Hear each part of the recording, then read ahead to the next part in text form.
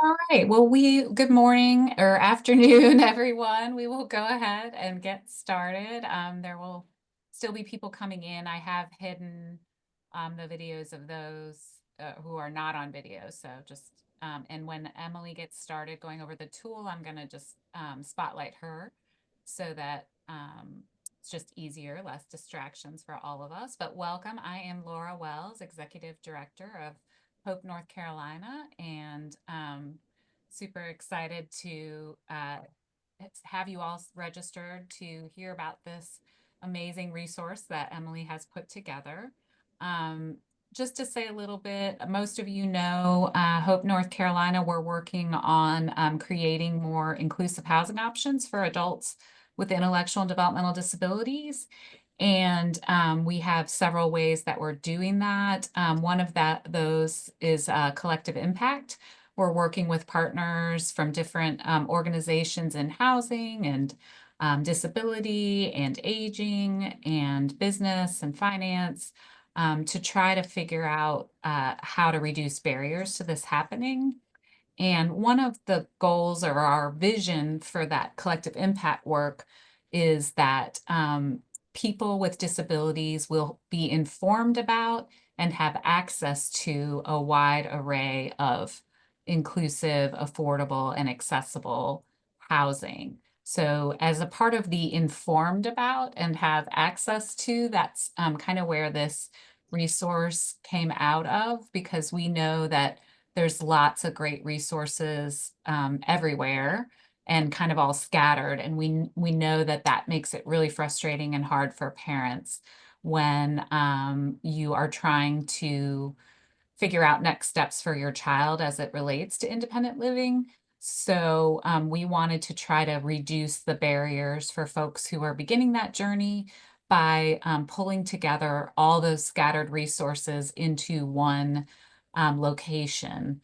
And I was grateful to have a fantastic School of Social Work master's intern this year, Emily, and she's done a lot of things for Hope NC, but for her final project, she really dove deep. So I'm grateful to have this resource, and I think you'll see that it's kind of compiled a lot of things that are going to be helpful. So with that, I would like to introduce you to Emily McNutt, and I'll turn it over to you, Emily. Thank you so much, Laura. So yeah, as Laura said, I have been Hope's intern for this year through my MSW program. So I've been here since August and I'm about to wrap up my year here. It's been a really great experience. And one of the things I've been working on throughout this year is an independent living toolkit.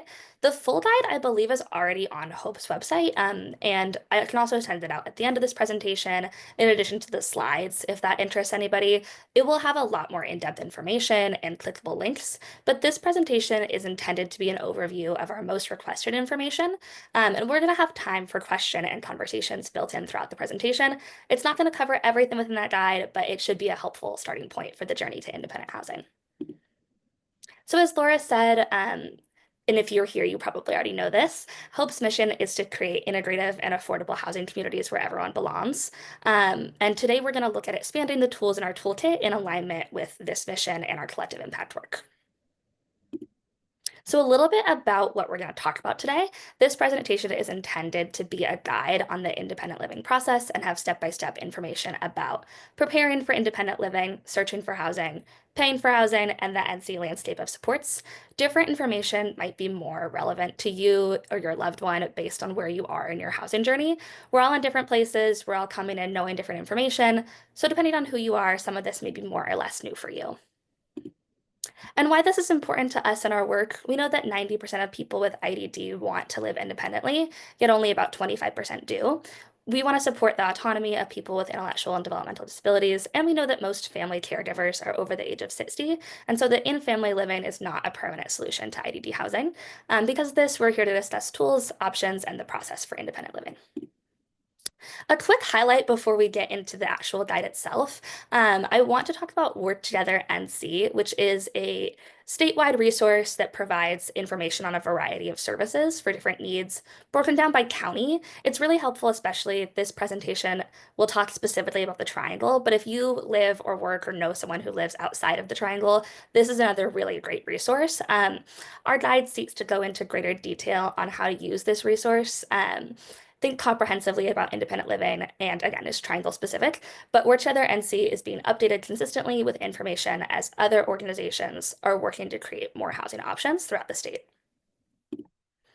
So starting off, before moving into independent living, it's important to think about what kind of housing is right for you or your loved one, and what skills you already have and what skills need to be developed in order for successful independent living to take place. So skills like cooking skills, cleaning skills, med management, money skills, and there are some tools to help guide this part of the process. The first is the Values and Action Planning Guide, which is intended to help process long-term goals and next steps on how to get there. Similarly, charting your life course is intended to help start conversations with you or your loved one, thinking about what a meaningful, happy life would look like, and then kind of how to work backwards on how to get there. And then we have a lot of skills trainings listed throughout this guide. There's a whole section on them. I'm not going to go through all of it in this presentation, but for example, B3 Coffee, NC Elevate, and the Alliance of Disability Advocates all offer a variety of different independent living skills trainings that can help prepare you or your loved one for successful, healthy, happy, independent living. Yeah. First off, does anyone have any questions about preparing for independent living or Hope NC? I also can't see you. So if you want to unmute or put something in the chat, I will be able to hear you or see the chat.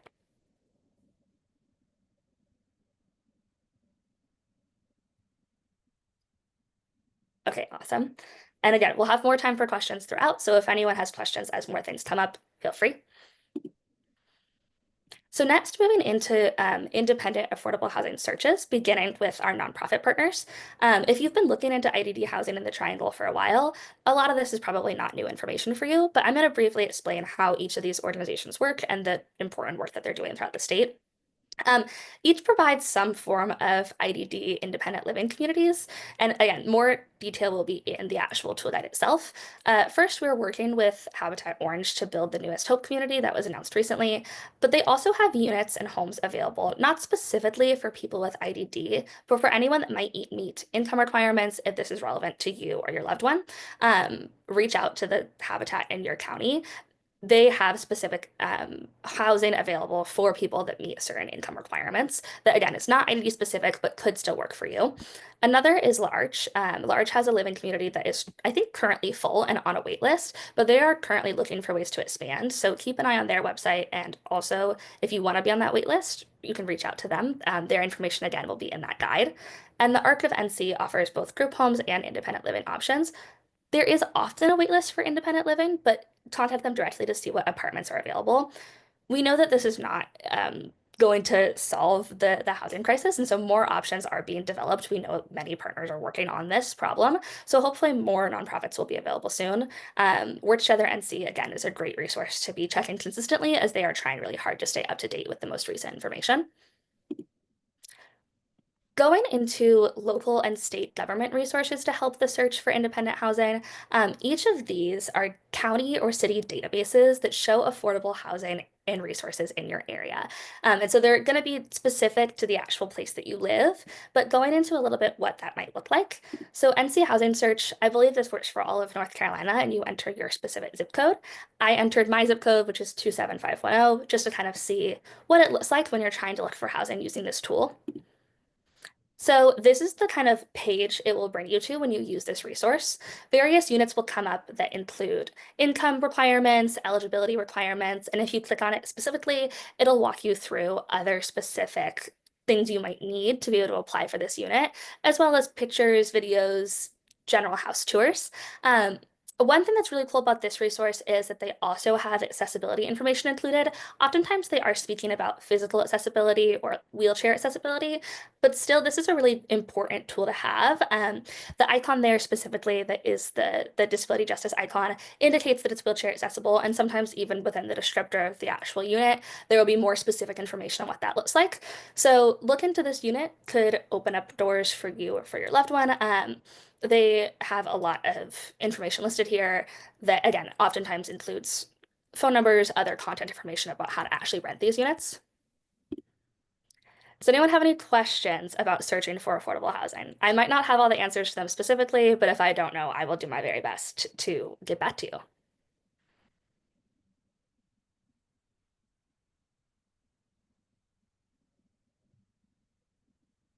Okay, awesome.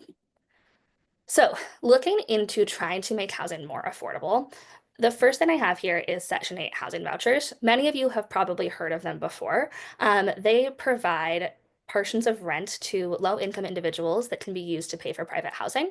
This voucher pays this voucher has residents pay 30% of their income towards rent, and the voucher covers the rest. And you apply through your local public housing authority, so it's going to differ a little bit based on where you live. But contact your case manager or your public housing authority if you think that might be a good option for you. The wait lists are very long for vouchers, and they also only open at certain times. Currently, if this is something that you might be interested in, you can sign up to be notified when that list opens. And if you get on quickly, it will still take time, but hopefully this could be a resource you use a few years down the line. Again, this option has a long wait often, but if independent living is something you're thinking about a little bit in the future, this could be something that if you start early could work for you.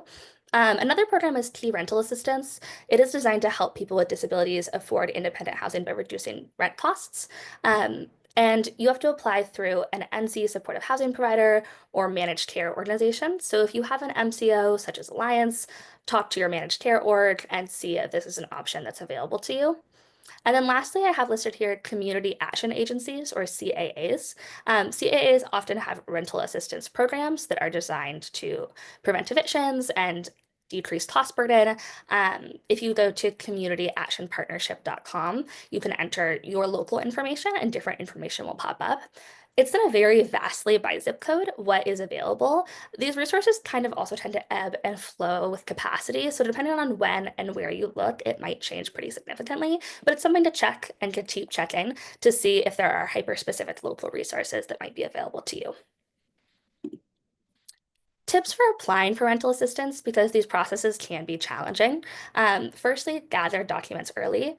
Most programs require proof of income, such as bank statements, pay stubs, and Social Security award letters. They also might require leasing agreements, identification, just a lot of documentation. And in my opinion, it's best practice to try to gather many documents and over prepare. Often these programs require a lot of information, so it can be helpful to have it already, especially if it is time sensitive. Hey, Emily, Yes. we had a request in the chat for you to slow down. I Oh, think thank people you. are really trying to take it all in.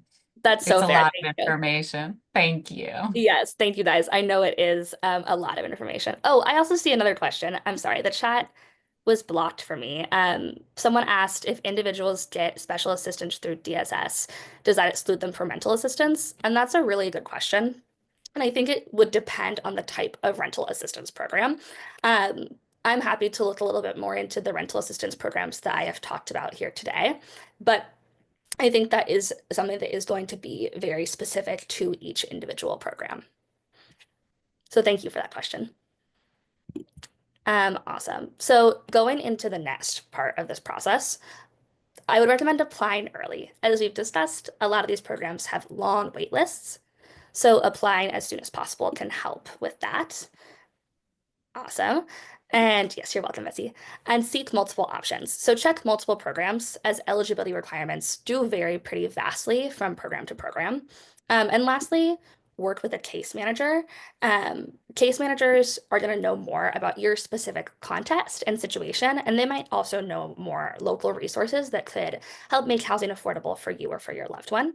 I see another question in the chat about Section 8 applications. Is this for a specific location or does the voucher go with the person? That's a really great question. My understanding is that the voucher goes with the person within your jurisdiction of the public housing authority. So as long as you have that voucher from your public housing authority, it should be able to be used at any apartment that takes vouchers and will accept your voucher. Not all apartments do accept vouchers. There are some kind of guides available about what apartment complexes within the triangle do accept vouchers, and that's something I can also share with y'all later if that would be of interest. Um, Another question is, our county application process has been slow since fall. Is this typical? Unfortunately, I think yes. A lot of these, specifically for Section 8 voucher programs, um, the wait list is very long, and so it closes. Again, there will be a place either in your county or local public housing authority where you can get on an email list to be notified when the wait list reopens. Um, it's hard to tell how long that will be. It varies vastly by location and also by funding, and vouchers are a federally funded program, so hard to say when those will reopen. But if you are on that email list, you should be able to tell when those vouchers reopen. I know And it's a just lot of to information. Yeah, it's a lot. And to add on to what Emily said about working with the case manager, the whole key rental assistance program that she mentioned earlier is combined with low income housing tax credit projects. And those units come available for people with disabilities through those local managed care organizations like Alliance. Mhm. Um, and so it's really important that if you're on this journey and you're interested in housing for your loved one, that you put it on your loved one's support plan, their individualized support plan, and talk about it with Alliance. Because what we're learning with our project in Raleigh, where we have apartments that we're filling with Alliance folks who are using Alliance services is that the case managers turn over often, and the case managers often don't know what's out there. But the best way that you'll be able to be connected with some of these apartments that come available in a location you're interested in is if it's really highlighted on your loved one's plan. And it doesn't have to be like because it's on your plan, your loved one is going to move out this year, right? It can be this is what we're working towards. We want to find housing. So that way you'll be notified of these potential opportunities to use rental assistance. Um, and the change of case managers every 3 to 6 months. I wish there were an easy answer to overcoming it. That's why I'm saying use that document because that document stays there even when the case managers leave. The next case manager has to look at that individualized support plan before they come out and meet with the individual with disabilities. So you want to make sure that that plan is highlighting that need or that desire to look at independent living for a lot of reasons, but I think that that's important. Yeah, thank you, Laura. That's really helpful information that I think is super relevant, and documenting that specifically makes a lot of sense. Um, Yeah, again, this is a tricky process. And so these are just some tips that can help make it easier in the midst of that.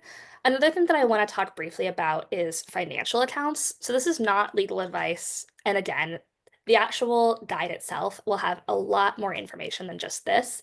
But from my research, there are two prominent financial accounts available for people with IDD. Both types of accounts can be used to pay for a person with IDD's expenses with money put in by themselves or a family member. But each has different limitations and uses. From my understanding, special needs trust can only be used to cover housing expenses not covered by SSI or SSDI. There might be more specific stipulations or loopholes. Again, I'm not a professional in this area, but my general understanding is that ABLE accounts work more like a checking account and special needs trusts work more like a savings account. So ABLE accounts can be better used for everyday expenses, but will affect SSI benefits if the balance goes over $100,000. And special needs trusts have no balance limit, but if they are paying for things that SSI intends to pay for, there can be some complications there. So that's just a general overview of some of the discrepancies when it comes to affording or paying for independent living. And I know that rental assistance and financial accounts are specifically like tricky areas. Does anyone have any other questions about what we've kind of talked about here? Again, I might not have all the answers, but I'll do my best to find out.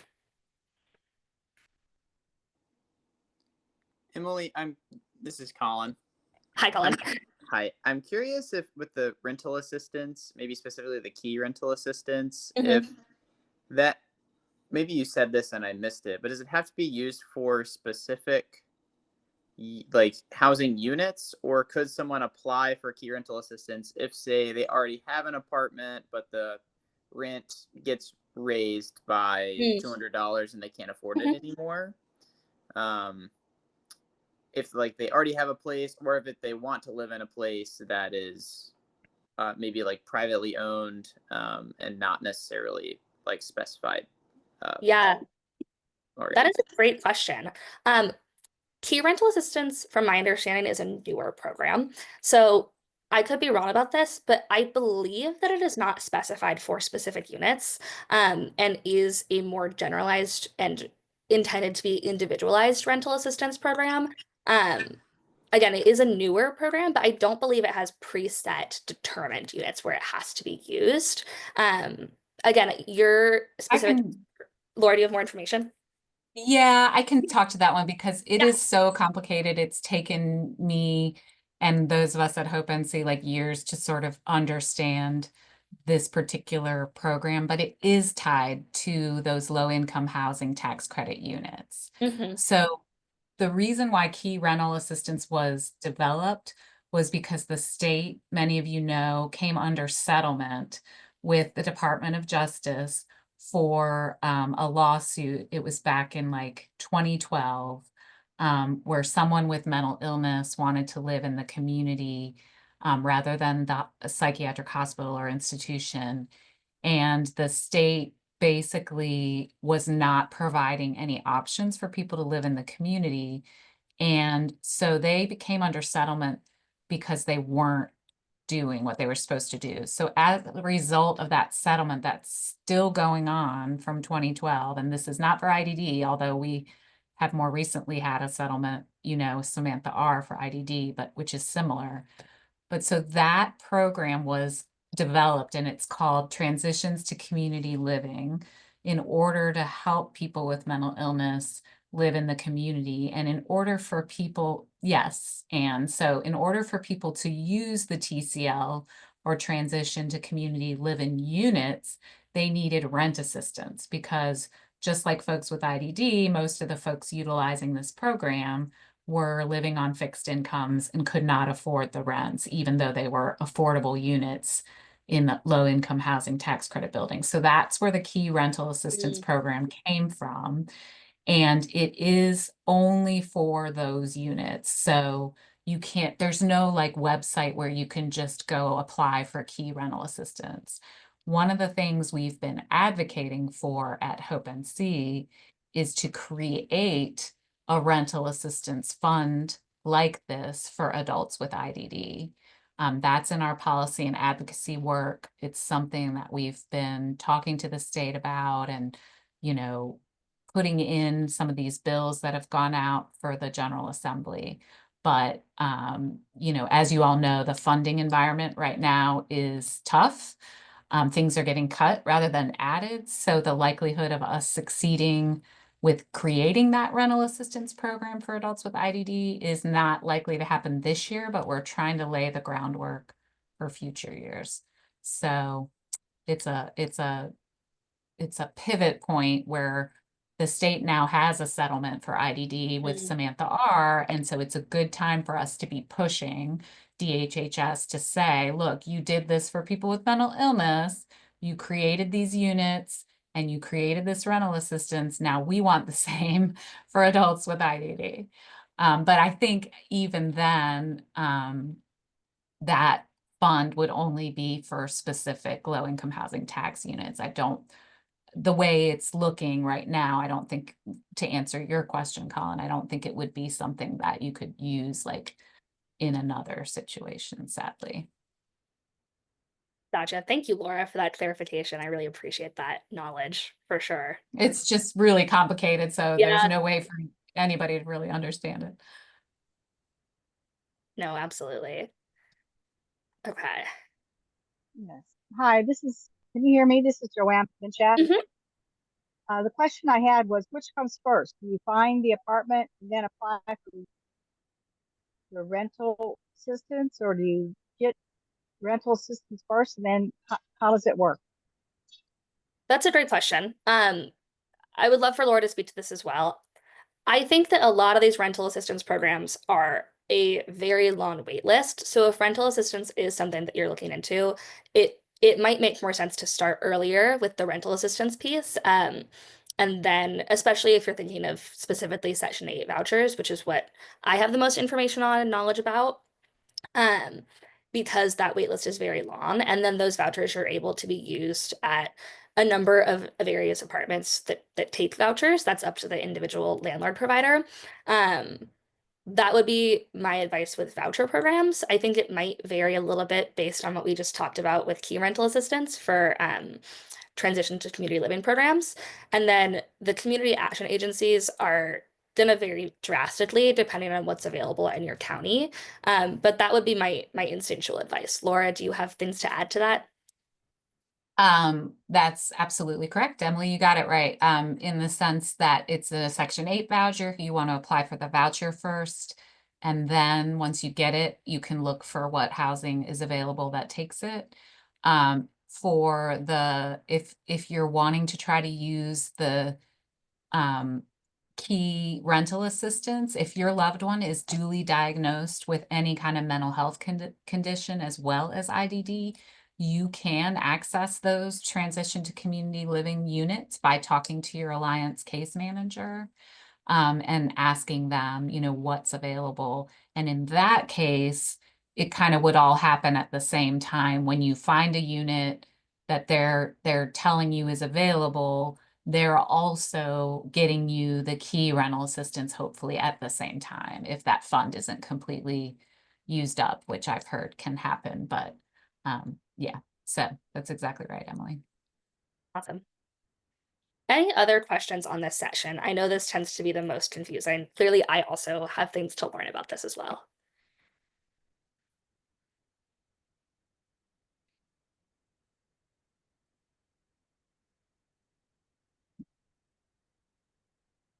Okay, awesome. Well, thank you for those questions. Hi, go ahead, please. I put a question in chat, but you said you can't read those. I'm having a hard time. The chat is Okay. like popping up intermittently for me, but please, Got thank it. If we own a property that we would, if we own a property that we wanted to say maybe keep our family member here, and then maybe go find others in the community that need housing to offer up a couple rooms, and would we be able to work? Which agency would we work with in order to designate our property as part of one of these programs? And is that people do that? Yeah. That's a very complicated question. Yeah. In fact, I was at a summit last week with some nonprofit leaders, and we were talking about housing, and it came up that this is like the number one question that nonprofits get asked by parents is like, look, I have a house. I want to designate it as long as my loved one can live in it and have some other people live in it.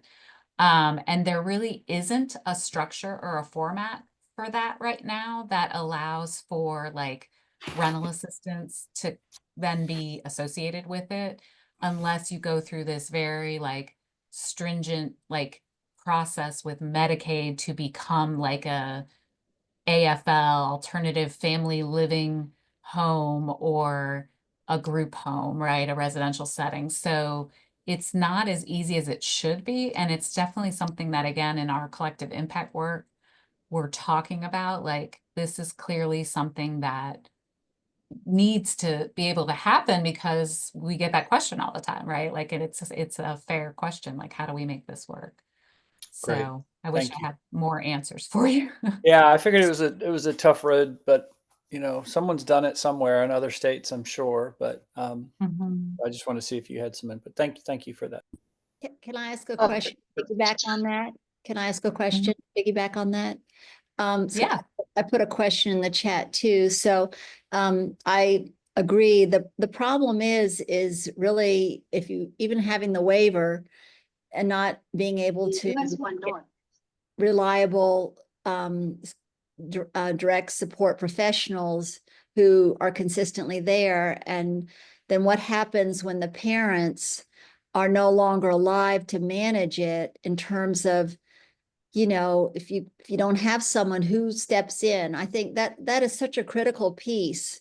And that if you have people like the gentleman before, if you have a house or if you have something and you want other people to live there, I mean, there has to be some way of ensuring care when there isn't a parent or guardian to oversee what's happening in that person's life. Do you understand what I'm saying?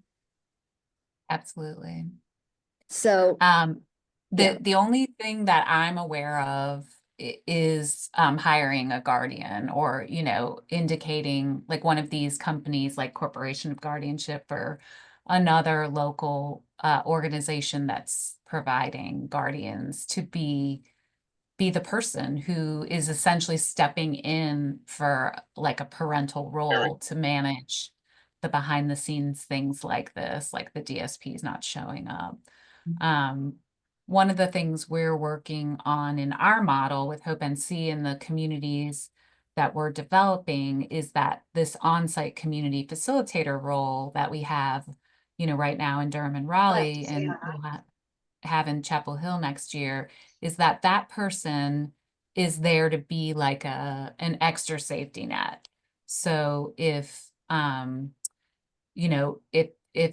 somebody's DSPs aren't showing up and the person with IDD isn't like, calling Alliance and saying, hey, what do I do? Like my DSPs aren't showing up. The community facilitator can be there to help make those connections, make those calls, and not solve it. Like they're not going to be able to step in and be the DSP, but at least to kind of contact the guardian, get the case manager involved, get the DSP service provider organization involved, that kind of thing, if that makes sense. So that's one extra thing, but it's not going to solve the problem. Obviously, the DSP crisis is a much, bigger problem. Yeah. Thank you. Susan here. I have a question. Can you hear me? Mhm. Yes. Yes, go Susan. Yeah. Much simpler, but I was just wondering, going back to this question of special needs trusts, able accounts, Mhm. which can pay for what? You mentioned in terms of the special needs trust that you can't use it for rent if one is collecting SSI. If for whatever reason the individual is only collecting SSDI because the parents retired or whatever, is that an issue when it's just SSDI? Can you pay for part of the rent with the special needs trust? Would you know the answer to that question? That's a great question.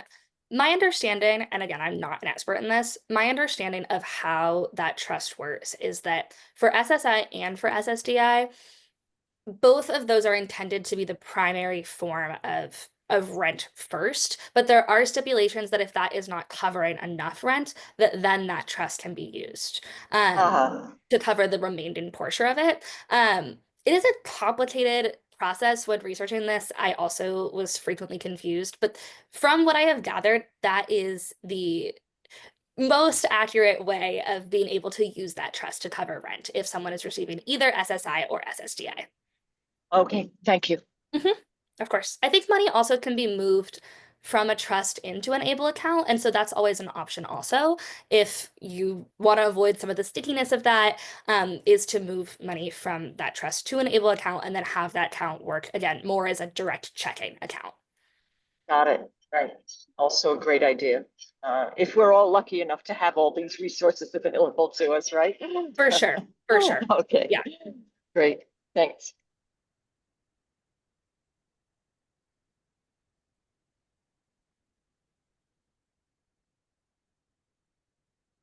Awesome. These are all great questions. I don't want to cut anyone else off. Does anyone else have a question about this area specifically?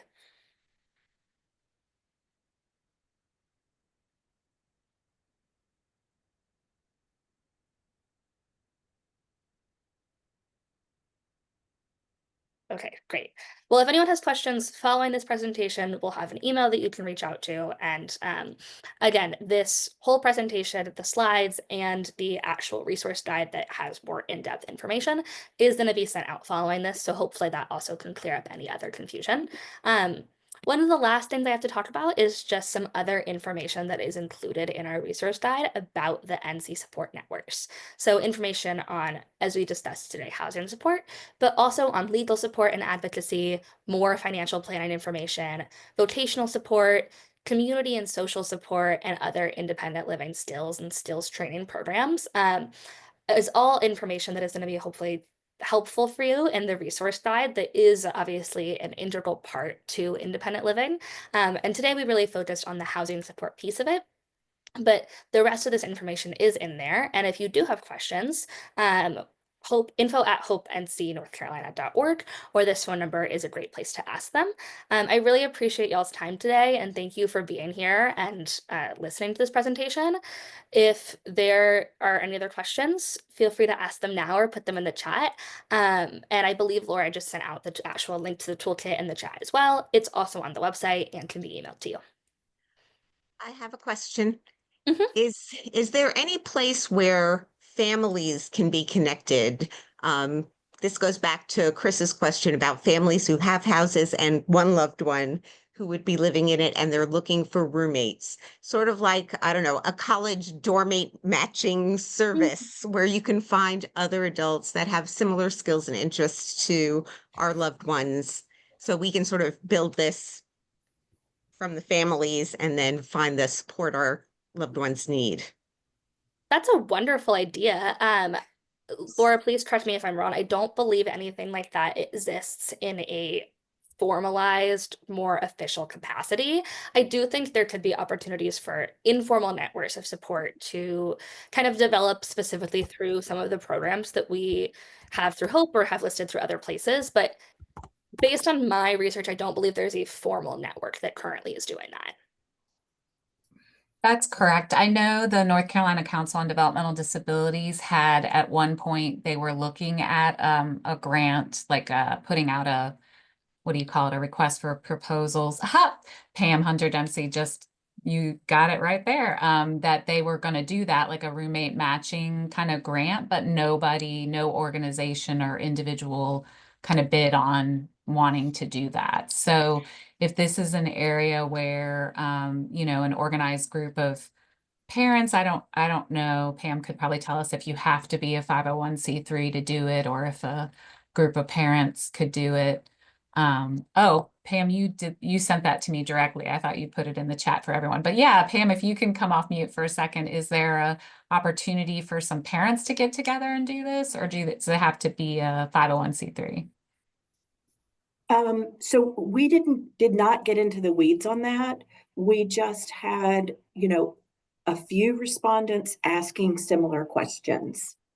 Yeah, I can go back, Laura, and check on that, what that request for applications looks like. And I can connect you or somebody else at Hope and see if that works better. Yeah, we can share it if Okay. you do that. That'd be great. Okay, thanks. Yeah, because this is definitely something that comes up a lot. And as Emily said, I know that those of us that work in the kind of the housing area know about the informal channels that people are doing this, like posting on this particular organization has a, you know, an email group to all parents and blasts it out when someone's looking for a roommate. You know, I know of another woman who leads a advocacy group of parents, and she'll blast it out if someone's looking for a roommate. You know, and that's definitely something that if we all organize together, it would be, you know, great, but it's going to require an organization or a group of people to really manage it, because that would be changing all the time. Like someone's going to have to in real time be updating the database or whatever is created, because when someone connects and finds their roommate, then they don't need to be on there anymore and someone new needs to be added. So it's a lot more complicated than it seems like it would be to just kind of, hey, why don't we do a roommate matching thing, sort of. But thank you for the question. I have Or another I think question. I think this would be a great service. Mhm. I think Hope would be the Absolutely. greatest place for this to be centered. Yeah. Maybe your Facebook or your Reddit group or a subset of any either of those. Like, I know you don't want to, you'd have to be, this is not us, this is individuals, and you know, limit your liability, but it just is a place where people know to Yeah. group. There's a show, and I'm gonna. There's a show on Amazon Prime Videos called As We See It.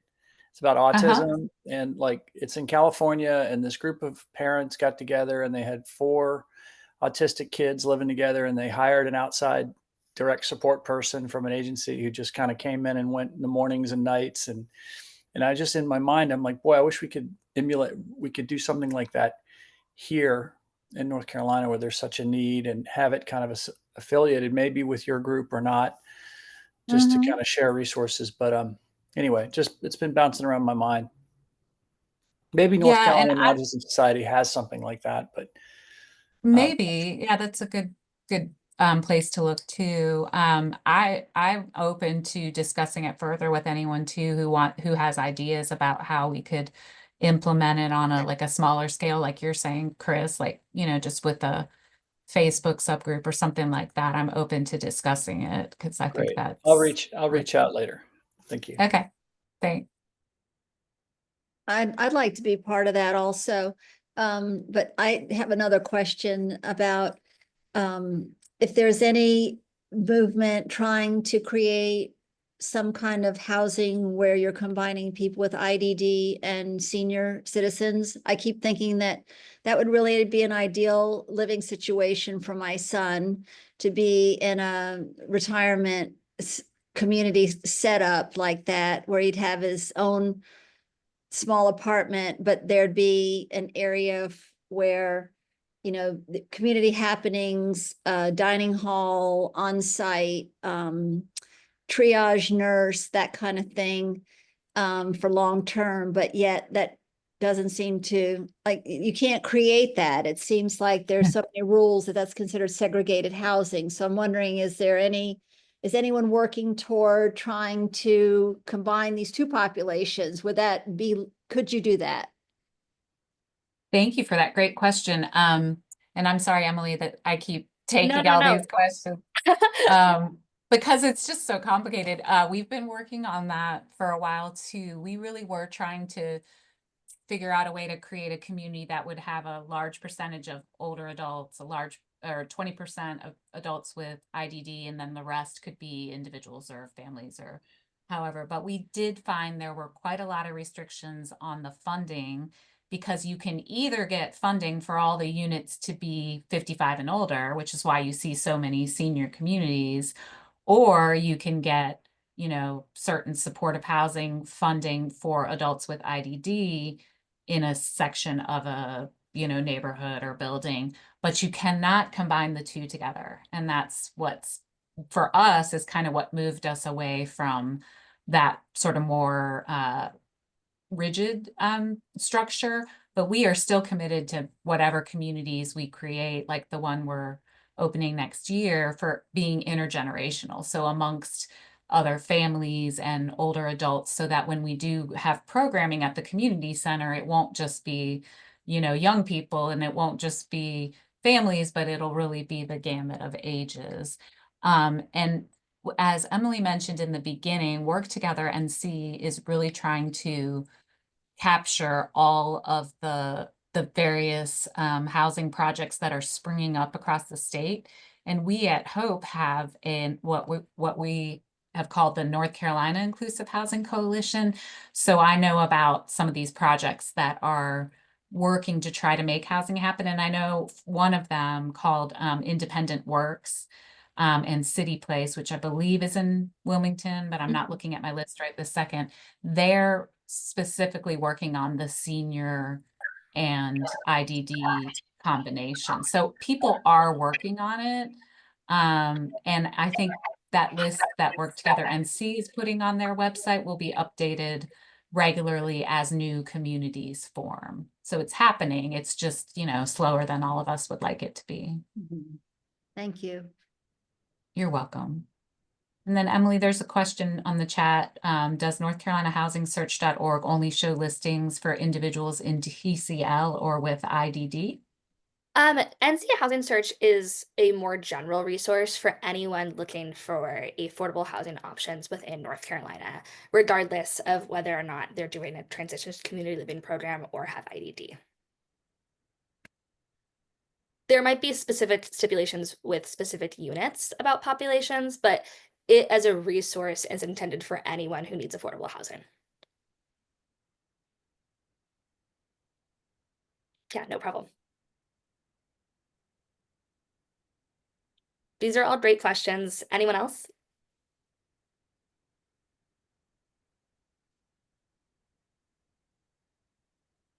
I just want to remind folks that Emily's toolkit that I put the link in the chat to where it's located on our website has all clickable links, which we kept going back and trying to make sure all the links worked and everything.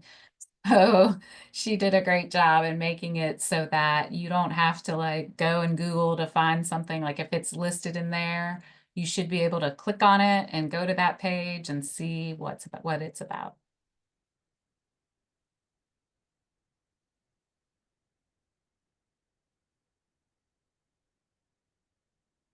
Thank you, Laura. Well, thank you so much to everyone that has been here today. Oh, I see one more question. Does Hope NC have any plans to build housing that would include daily caregiving living in? Thanks, Ellen, for that question. You know, we are evolving as an organization all the time. This is not something that we started out looking at, like because we've always said we're not going to be the service provider. We're just going to, you know, because we want to separate housing from services. So if people want to leave the housing, they can take their services with them. Or if they want to change service providers, they can stick with their housing. And that's hard to do if you combine the daily caregiving with the housing. But I say that, and then there has been a question about in the communities we're developing, we're looking at, is there a way to have on-site, maybe a home that kind of has more of that structure where there are already live-in providers, kind of like the L'Arche model, like in a house or two on the property with what we're talking about, you know, more inclusively having people with and without disabilities. So it's definitely in the works and in the like thought processes. So thank you for that question. Mm-hmm. Could I ask another question then before somebody yeah. else? So what would you advise to a single parent who's getting old and their adult son is living in a situation that you don't want for them? And if you want to try to create or have something better in the parent's lifetime, where would you suggest for an older person to put their energy to try to create something in their lifetime for their adult child with IDD? Sarah, right? Yes. Yes. Yeah, hi, Sarah.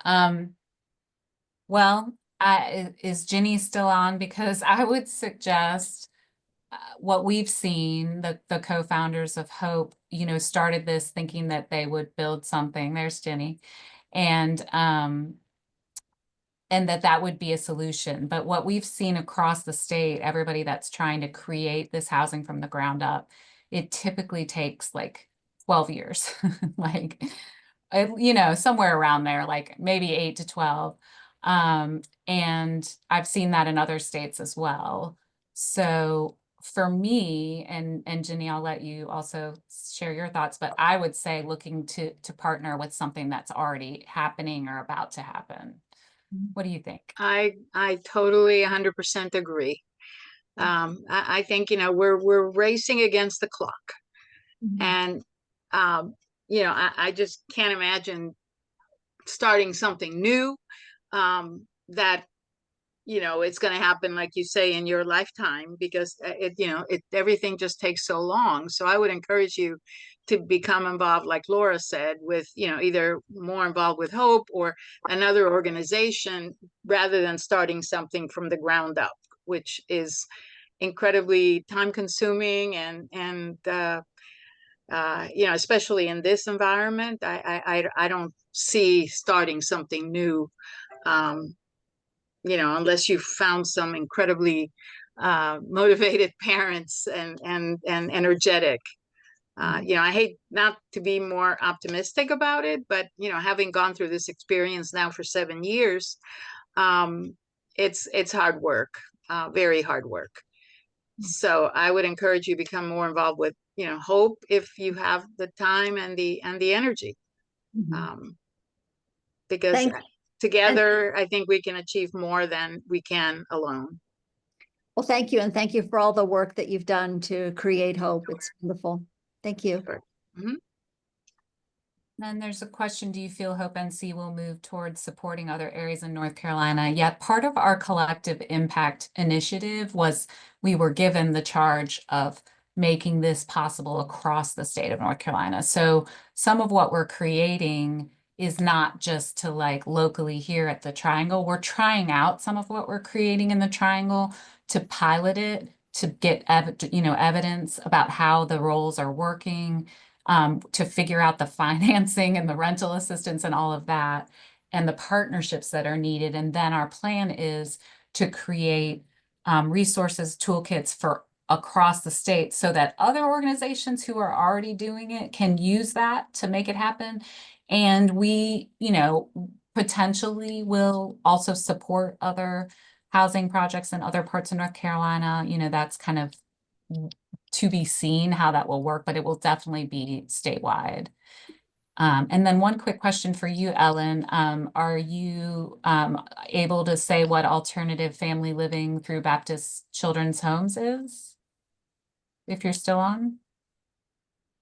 Yeah, hi.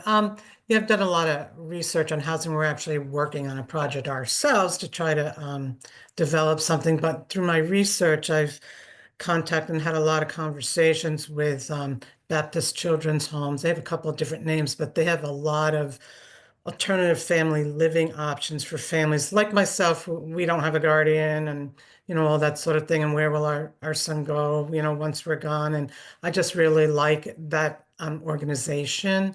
And they, you know, can provide a family for your son or daughter to go live with. And of course, I guess the guardian would be the Baptist Children's Home organization, which is extremely widespread, well-known, and very capable and has a great reputation. So I just thought, you know, we're thinking about that as a backup plan if we can't find anything else. I think it's a great alternative for, you know, families like myself and others who have listed that they don't have anybody to take over.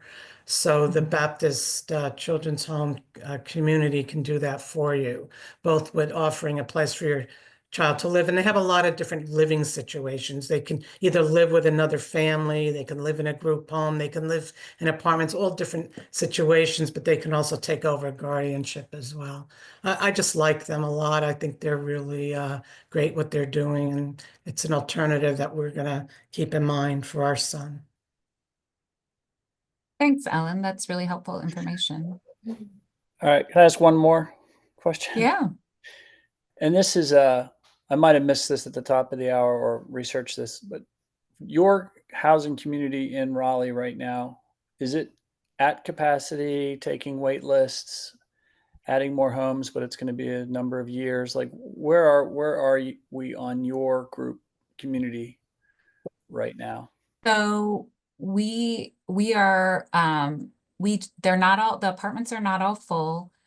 We have a number of people approved for those apartments, and we're waiting on the rental vouchers to come through that were promised to Alliance through the Public Housing Authority.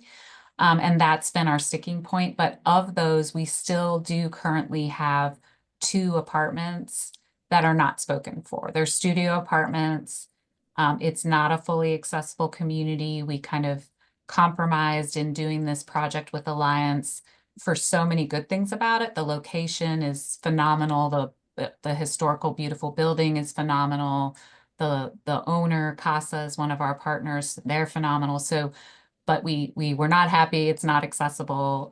So that's a challenge for some folks. But if you're interested, Yeah. definitely contact me, and I can. Oh, and the other the point that has to be for eligibility is that the individual has to be receiving services through Alliance, which can be a issue for some. So just to thank you for that. Where's the building? Is it near Centennial Campus? It is downtown on Hillsborough Street, right across from St. Mary's School, if you're familiar with the Oh all-girls yeah. high school. Okay. Yep. All right. And then the has to be getting services through Alliance. Can you say just a little more about that? Because like if we haven't got onto the SSI program yet, Okay.